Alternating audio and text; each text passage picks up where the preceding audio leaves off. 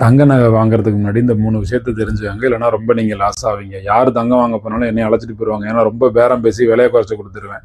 முதல் விஷயம் ஹால்மார்க் இருக்கான்னு சரி பார்க்கணும். பிஐஎஸ் ஹால்மார்க் இல்லாத கோல்டை வாங்குனீங்கன்னா பியூரிட்டி கேரண்டி கிடையாது. 22 கேரட்னு சொல்லி 18 கேரட்டை நம்மகிட்ட விற்றுருவாங்க. தெரியாமல் போயிடும் நமக்கு. ரெண்டாவது மேக்கிங் சார்ஜ் நல்லா நெகோஷியேட் பண்ணணும். அது தேவைன்னா எனக்கு ஃபோன் பண்ணுங்க, நானே உங்களுக்கு கற்றுக் கொடுக்குறேன். 15% 25% வரைக்கும்லாம் சார்ஜ் போயிடும்.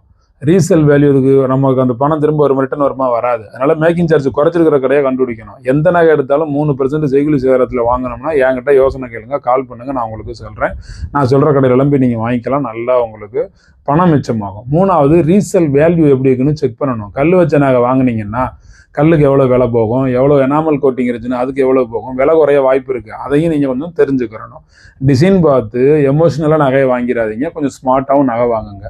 இல்லைன்னா 1000 கணக்கில் உங்கள் பணம் லாஸ் ஆகிரும். ஸ்மார்ட் பையர் ஆகிறது ரொம்ப பெரிய கஷ்டம்னால நான் சொன்ன இந்த 3 பாயிண்ட் நீங்கள் ஃபாலோ பண்ணீங்க அப்படின்னாலே நீங்கள் ஸ்மார்ட் பையராக மாறிடலாம். நகைங்கிறது அழகுக்கு தான், நீங்கள் நல்லா பயன்படுத்தியாங்க. ஆனால் அதே நேரத்தில் லாஸ் இல்லாமையும் வாங்கணும், கொஞ்சம் அவேர்னஸும் வேணும். குபேர யோகம் பயிற்சியில் கலந்துக்கிட்டீங்க அப்படின்னா ஸ்மார்ட்டாக கோல்டை எப்படி நீங்கள் பர்ச்சேஸ் பண்ணுறதுங்கிற சீக்ரெட் எல்லாத்தையும் நான் உங்களுக்கு சொல்லிக் கொடுப்பேன். நீங்கள் கற்றுக்கலாம்.